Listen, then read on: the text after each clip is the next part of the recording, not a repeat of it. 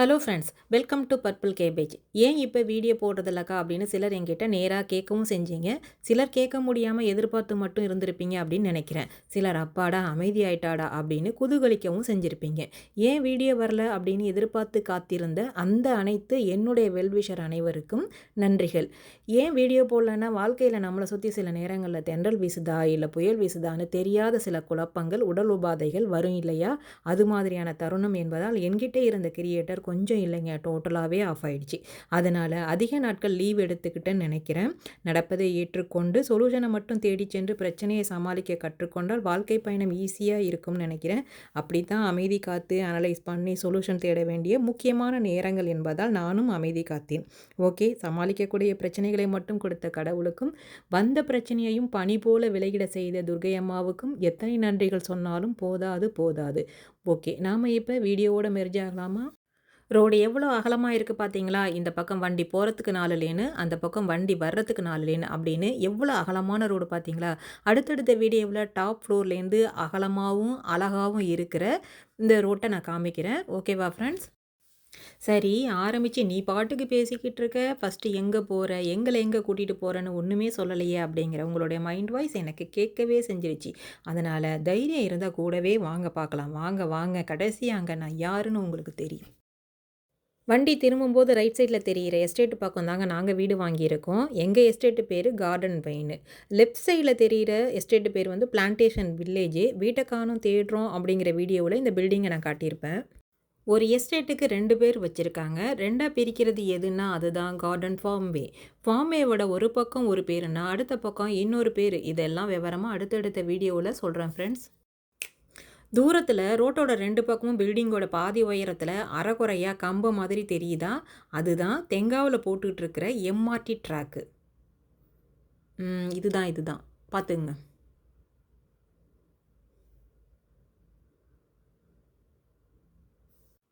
ரோட்டுக்கு நடுவில் கம்பீரமாக எழும்பிட்டு இருக்கிற இந்த பில்டிங் பிளான்டேஷன் எம்ஆர்டி ஸ்டேஷன்.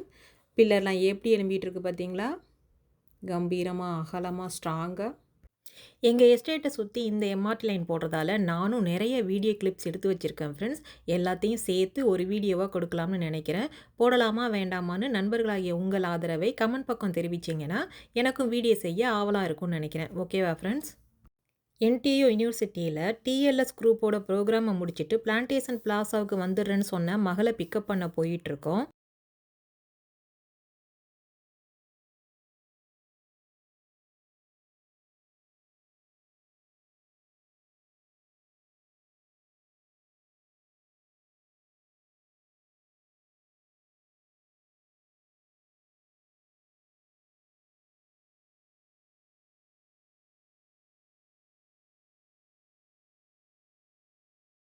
அவங்களையும் பிக்கப் பண்ணிவிட்டு கிளம்பியாச்சு. மக்கள் போக்குவரத்துக்காக கஷ்டப்படக்கூடாதுன்னு வேலையே நடந்துக்கிட்டு இருந்தாலும் போக்குவரத்து மட்டும் தடையே படாதுங்க இங்கே. 2 சைட்லேயும் க்ரீன் கலரில் நெட்டு போட்டு மேலே அவ்வளோ வேலை நடந்துக்கிட்டு இருக்கு.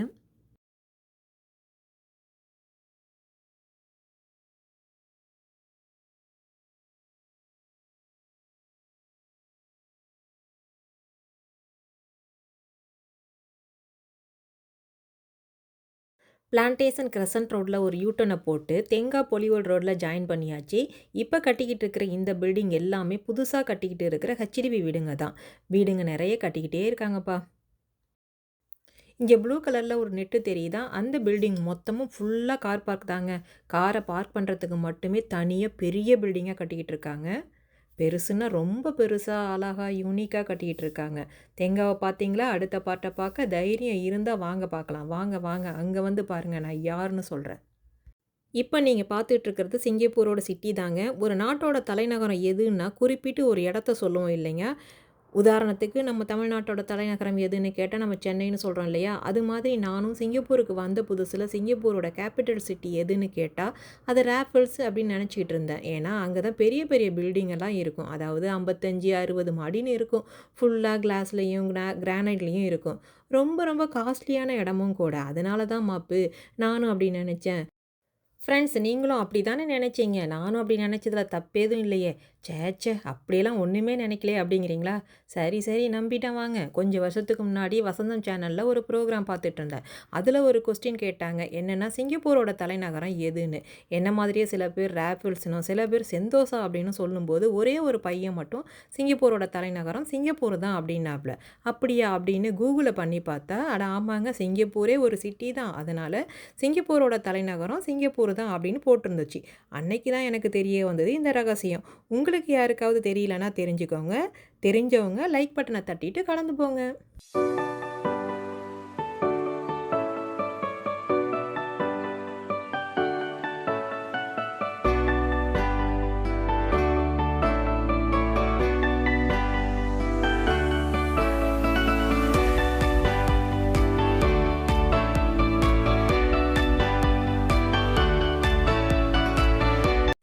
இப்போ தெரிய வர்ற பில்டிங்கோட நேம் எம்பிஎஸ் பில்டிங். இந்த மெரினா பே சாண்ட்ஸ் ஹோட்டல் வந்து சிங்கப்பூரோட ஐகானிக் லேண்ட்மார்க்கில் ஒன்றுங்க. இந்த பில்டிங்கோட சிறப்பு என்னென்னா, இது ஃபஸ்ட்டு 5 ஸ்டார் ஹோட்டல். அப்புறம் ரூப் டாப் வந்து போட் ஷேப்பில் இருக்கும். உலகிலேயே மிகப்பெரிய ரூப் டாப் ஸ்விம்மிங் பூல் இங்கே தாங்க இருக்குது. இந்த பில்டிங் 3 கலரில் சேஞ்ச் ஆகும். முடிஞ்ச வரைக்கும் அந்த கலர் சேஞ்சிங்கை நான் கேப்சர் பண்ணி காமிக்கிறேன். இது வரைக்கும் ட்ராவல் பண்ணி வந்துட்டிங்களா? எங்கேயோ நீ யாருன்னு சொல்லுவேன்னு சொன்னேன். வந்துட்டோம்ல, இப்போ நீ யாருன்னு சொல்லு, நாங்கள் கேட்குறோம் அப்படிங்கிறீங்களா? இது வரைக்கும் வந்துட்டீங்க, வாங்க அடுத்த லொக்கேஷனுக்கு வந்து பாருங்கள். அங்கே கண்டிப்பாக நான் யாருன்னு தெரியும்.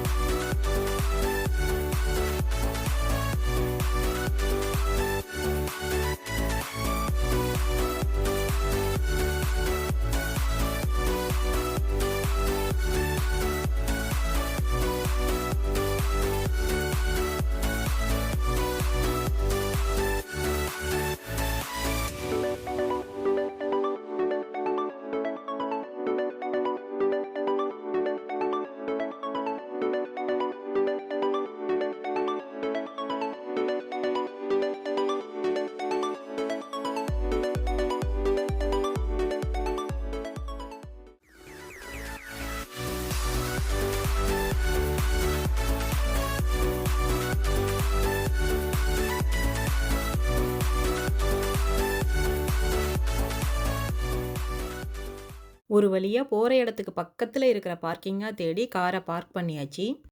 இது சைனீஸ் நியூ இயருக்கான டெக்கரேஷன். நல்லா இருக்குங்க. நைட்டு லைட்டிங்லாம் போட்டு ரொம்பவே அழகாக காட்சியளிக்கும் இந்த இடம்.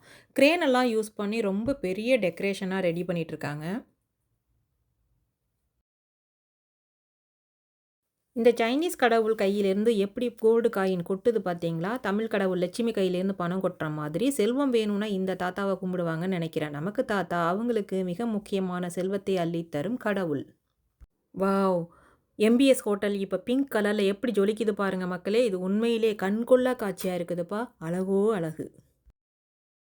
இந்த இடத்துக்கு போகும்போது ஒரு 7:00 இருக்கும். நிலவெல்லாம் தெரியுது பாருங்க. சைனீஸ் நியூ இயருக்காக பெரிய அளவில் செட்டிங்லாம் போட்டுக்கிட்டு இருக்காங்கப்பா. செலிப்ரேஷனும் ரொம்ப பெரிய அளவில் தான் இருக்கும்னு நினைக்கிறேன். பொதுவாக வீக்கெண்ட் ஆனால் நல்ல கூட்டம் இருக்குங்க. நியூ இயர் கிட்ட லைட்டிங்லாம் போட்ட பிறகு இன்னும் கூட்டம் அலை மோதும் மக்களே.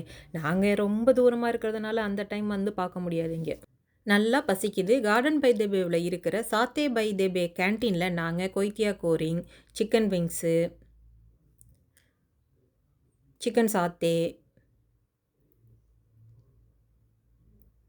அப்புறம் egg fried rice, sugar cane juice, mango juice இப்படி எல்லாம் ஆர்டர் பண்ணி சாப்பிட்டாலும் கடைசியாக இந்த குனாஃபா டெசர்ட்டை சாப்பிட்ட பிறகு தாங்க ஃபுல்ஃபில்லே ஆச்சுது. டெசர்ட் சூப்பராக இருந்துச்சுது. மற்றதெல்லாம் சுமார் தான். மெரினா பே சாண்ட்ஸ் ஹோட்டல் இப்போ பர்பிள் கலரில் மாறிடுச்சு. இந்த கலரையும் உங்களுக்காக கேப்சர் பண்ணிட்டேன். அடுத்த லொக்கேஷனுக்கு போவோமா? அங்கே நான் எதுவுமே பேசலை. சுச்சுவேஷனோட ஒரிஜினல் சவுண்டோட என்ஜாய் பண்ணுங்கள். அப்போ தான் ரொம்ப நல்லாயிருக்கும்.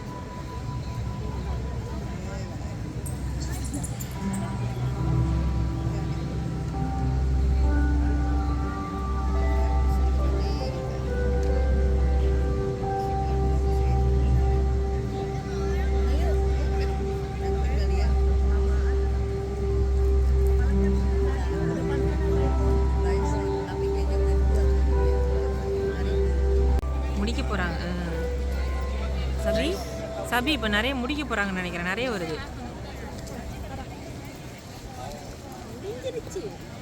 அதான்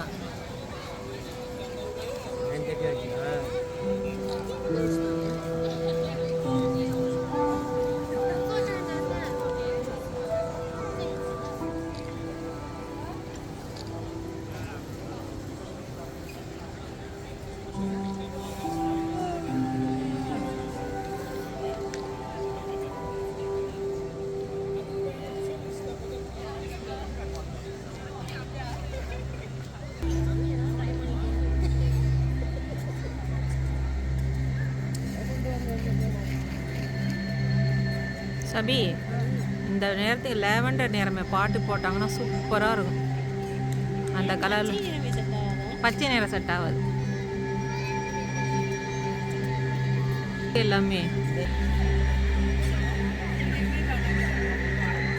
திடீர்னு நிறைய போடுறாங்க, எப்போ போடுறாங்க தெரிய மாட்டேங்குது.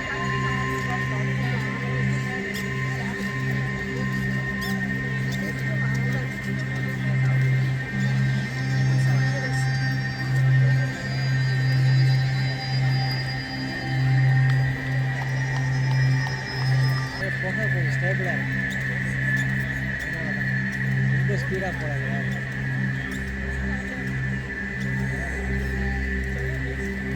வேறு பூ நிறையா இருந்ததுன்னா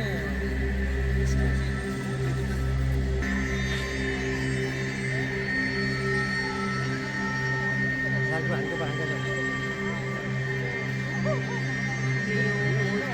இது சுத்தம்.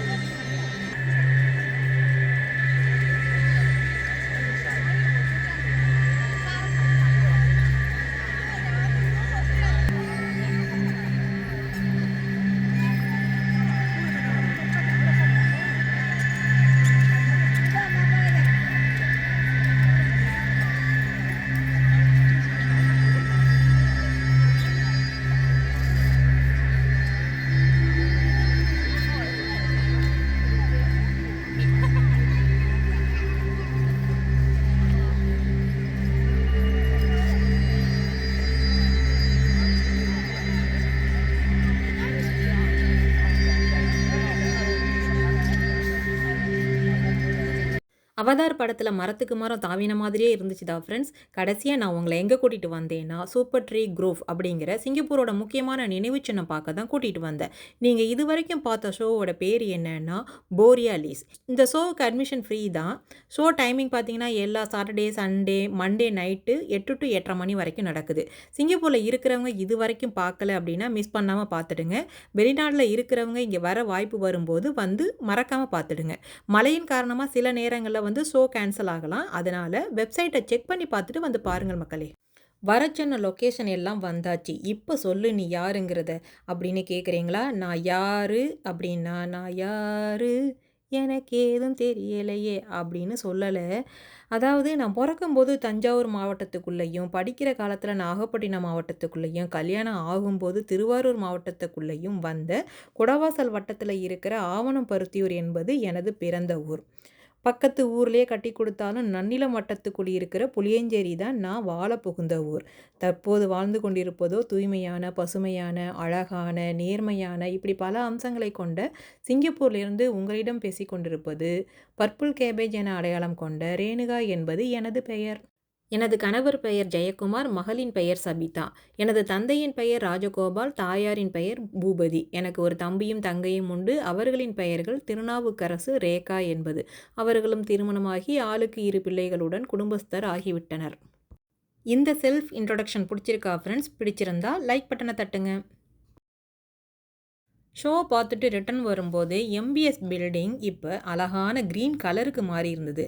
அப்பாடா, பிங்க்கு, பர்பிள், க்ரீன் அப்படின்னு 3 கலருக்கு மாறினதையும் உங்களுக்காக நான் படம் பிடிச்சி காட்டிட்டேன். அவ்வளவுதான் ஃப்ரெண்ட்ஸ், நாங்களும் வீட்டுக்கு கிளம்பியாச்சு. நிறைவுக்கு வந்துடுச்சு வீடியோ. டிஃப்ரெண்ட்டாகவும் இன்ட்ரெஸ்டிங்காகவும் கொஞ்சம் இன்ஃபர்மேஷனோடையும் இருந்துச்சுது அப்படின்னு நீங்கள் நினச்சிங்கன்னா லைக் பட்டனை தட்டுங்க. ஷேர் பண்ண மறக்காதீங்க. சேனலை சப்ஸ்கிரைப் பண்ணிவிடுங்க. பேஜை ஃபாலோ பண்ணுங்கள். அடுத்த வீடியோவில் சந்திப்போம். பாய். தேங்க்யூ ஃபார் வாட்சிங்.